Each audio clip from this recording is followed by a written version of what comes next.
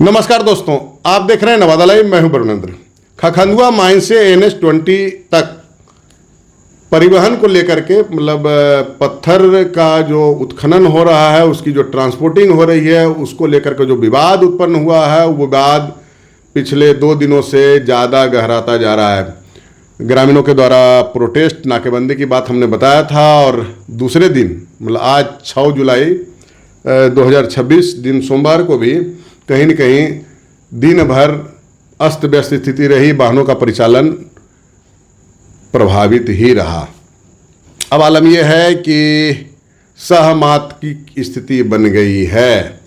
जिला प्रशासन के अधिकारी उलझ करके इस पूरे मामले में रह गए हैं। कभी RCD पथ निर्माण विभाग के पदाधिकारी कोई लेटर जारी करते हैं कि इस पर अत्यधिक भार क्षमता का वाहन चल रहा है, उसको रोकें। कभी ग्रामीण कार्य विभाग के अधिकारी लिखते हैं कि इसको रोकें, और जब रोकने की नौबत आती है तो फिर कोई नया पत्र जारी होता है। RWD के द्वारा बैरियर लगाने तक का आदेश जारी कर दिया गया था, लेटर निर्गत कर दिया गया था, लेकिन सुनते हैं कि उस पर भी 2-4 कदम भी लोग आगे नहीं बढ़ पाए। अब ये इसलिए क्या बोलते हैं, खनन विभाग के पदाधिकारी पत्र निर्गत कर रहे हैं कि नए सिरे से सड़क को RCD में कन्वर्ट करने के लिए आप लिखा जाए, और ये सब को लेकर के विवाद गहराता जा रहा है। जिला प्रशासन की स्थिति यही है कि जिला प्रशासन हर हाल में नई व्यवस्था लागू होने तक खखंदुआ पहाड़ी के जो उत्खनन का जो खनिज है, उसको सीधे शॉर्टकट रूट से आपको NH-20 तक लाने की सारी सुविधाएं प्रदत्त करने के लिए कटिबद्ध दिख रही है जिला प्रशासन। 1-2 सवाल हमारा है, कोई भी अधिकारी हो, पत्रकार के नाते, आम पब्लिक के नाते, कि जिला प्रशासन हो, कोई भी अधिकारी, उनको जनता के हितों का ख्याल रखना होता है। और यहां बार बार क्लॉज ये दिया जा रहा है कि राजस्व का मामला है। अब लोग ये भी सवाल कर रहे हैं कि जितना राजस्व वो खनन विभाग उस पहाड़ी से दिया नहीं है, उससे ज्यादा की तो सड़कें बर्बाद कर दिया है। ये भी सवाल उठाए जा रहे हैं।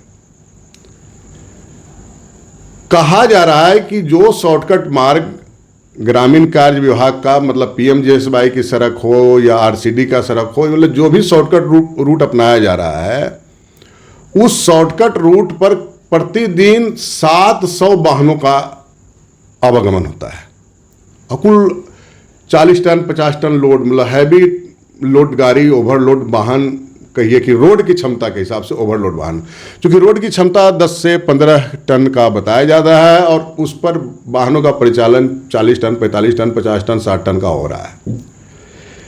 एक सवाल का जवाब और हम चाहेंगे कि आप जनता के हित की उपेक्षा कर रहे हैं, राजस्व की तरफ देख रहे हैं। आप ये भी कह रहे हैं कि हम नए सिरे से रोड बनाएंगे, RCD रोड बनाएगी पथ निर्माण विभाग। तो सवाल है, ग्रामीण संपर्क पथों की जो चौड़ाई है, उस चौड़ाई पर पथ निर्माण विभाग सड़क बना लेगी क्या? ग्रामीण संपर्क पथ है क्या? नाम यह प्रधानमंत्री ग्रामीण संपर्क पथ, गांव के लोगों को आने जाने के लिए एक सुविधा दे दिया गया। सामान्य क्षमता, सामान्य लोड, अरे कोई ट्रक वगैरह जाएगा तो कोई विशेष परिस्थिति में, शादी विवाह, या मान लो कोई व्यापारी लोग कभी जाएंगे आएंगे, तो इसी के लिए ग्रामीण संपर्क पथ पर अत्यधिक लोड होता नहीं। लोड होगा तो कभी का लेखा ट्रक गुजरेगी, महीने में, 2 महीने में, 4 महीने में, 6 महीने में। लेकिन यहां प्रतिदिन 700 ट्रक गुजर रहा है। तो उस 700 ट्रक और 60 टन की क्षमता का भार लोड करने वाला जब RCD सड़क बनाएगी, तो क्या PMGSY की जो सड़क, जो ग्रामीणों ने अपनी सुविधा के लिए बनाने के लिए दे दिया था, अगर सरकारी लैंड नहीं था तो निजी लैंड भी दे दिया है, तो उस जमीन पर वो सड़क बन जाएगा क्या? उतनी चौड़ाई की सड़क बन जाएगी, उतनी भारी क्षमता की सड़क बन जाएगी, और बनेगी तो कितने दिनों में? अभी वो जो RCD किसे जो को टेक ओवर करने के लिए जो पत्र लिखा जाएगा, जो जिला प्रशासन ने एक भेजा भी है 4-5 सड़कों का, तो वो आपको ये खनन विभाग भेजेगी आरसीडी को कि इसको आप टेक ओवर कीजिए। फिर आरसीडी हो सकता है कि एनओसी मांगे पीडब्ल्यूडी से, या खनन विभाग पहले इसको लिखे ग्रामीण आरडब्ल्यूडी को कि आप एनओसी दीजिए। फिर एनओसी जाएगा किसको, तो आरसीडी को जाएगा। आरसीडी फिर अपने हिसाब से डीपीआर तैयार कराएगी। डीपीआर तैयार कराने के बाद जो है सो उसकी देखा जाए कि मतलब डीपीआर के हिसाब से उस ज़मीन है कि नहीं है, तो फिर ज़मीन एक्वायर करना पड़ेगा। फिर जब ज़मीन एक्वायर होगा, फिर टेंडर होगा, फिर सड़क बने, कितने साल बीत जाएंगे, कितने महीने बीत जाएंगे, कोई जवाब देने की स्थिति में है क्या। और इस दौर में, इस बीच में जब वो सारी सड़क पर दिन रात ट्रक ही दौड़ते रहेगी, तो जिनके लिए ग्रामीण संपर्क पथ बना है उनका क्या बेचारे का होगा, जो भुक्तभोगी हो रहे हैं। बहुत सारे सवालात हैं। मोटा मोटी है कि स्थिति अभी वही है कि समर्थ को कछु दोष न गोसाई।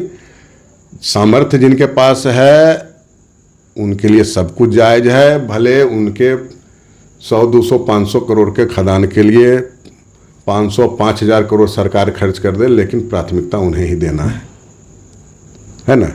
यही स्थिति है। सवाल है कि पब्लिक कितने से लड़ेगी।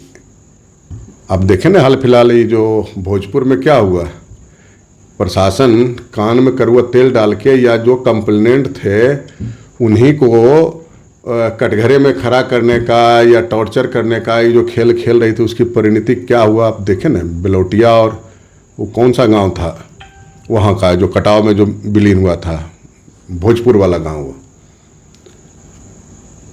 ऐसे कोई भरत तिवारी खड़ा नहीं न हो जाता है भाई, है। तो हमें ये कहना है कि ग्रामीणों को उस रूट की मेरा मोटा मोटी तौर पे एक सुझाव होगा जिला प्रशासन को, उस रूट के जितने भी गांव हैं उनके ग्रामीणों की भी सुनिए। एक तरफा बात मत कीजिए। वन वे ट्रैफिक जब तक रहेगा कम्युनिकेशन का, तब तक परेशानी इसी प्रकार बनी रहेगी। अभी तो 2 दिन हुआ है, ज़्यादा दिन भी हो सकता है, और नहीं तो क्या कीजिएगा। अरे कानून का भय दिखा रहे हैं। एक दो वीडियो हमने देखा है, पदाधिकारियों का केस होगा, मुकदमा होगा, ये होगा, वो होगा। तो केस और मुकदमा का बेसिस भी तो कुछ होना चाहिए ना, और नहीं होगा तो लोग जेल जाएंगे, छूट के आएंगे, फिर वही स्थिति में रहेगा। पर बेहतर हो कि एक संवाद कायम हो प्रशासन का और ग्रामीणों का, और जो वन वे चल रहे हैं वो पदाधिकारी भी आंख कान खोल करके थोड़ा सा दबाव से परे हट करके, क्योंकि खुलासा बहुत टाइप का, जितना दिन मामला लिंगर चलेगा खुलासा बहुत कुछ होते रहेगा। अब बताइए ना कि विधायक जो हिसुआ के हैं वो बोल रहे थे कि 2 IAS अधिकारी भी इसमें। अब बताइए 2 IAS अधिकारी कौन है इस खेल में। मतलब ये जो माइनिंग जो हो रहा है, जो माइंस है पटेल एग्रो, जिसका माल NS-20 तक आता है, उसमें मतलब पूंजी लगा हुआ है, मतलब शेयर 2 IAS का भी है। कौन 2 IAS हैं भाई। अब बात निकली है तो दूर तक जाएगी। कौन 2 IAS हैं, तलाश तो होगा। लोग पूछ रहे हैं कौन है 2 IAS, नहीं है तो कुछ अनाप शनाप भी नाम लिया जाएगा, लेकिन बात निकली है तो दूर तक तो जाएगी। बेहतर होगा कि जितना जल्दी हो इस समस्या का समाधान कर लिया जाए, नहीं तो कहीं न कहीं विवाद और गहराता जाएगा, और इसी प्रकार जो है सो स्थिति परिस्थिति बनती रहेगी। तो दोस्तों, इस खबर पर हमारी नज़र है, आगे भी रहेगी। 2 दिनों से तो ट्रांसपोर्टिंग मोटा मोटी बंद ही है। कल तीसरे दिन क्या होता है हमारी नज़र रहेगी। कुछ और अपडेट्स आएगा, हम आपके सामने लेकर आएंगे। फिलहाल इस वीडियो में इतना ही। एक अपील की, अगर अब तक आपने नवादा लाइव चैनल को सब्सक्राइब नहीं किया है, सब्सक्राइब कर लेंगे, बेल आइकॉन बजा लेंगे। वीडियो अच्छा लगा तो लाइक और शेयर जरूर करेंगे। मिलते हैं किसी और वीडियो में, तब तक के लिए नमस्कार।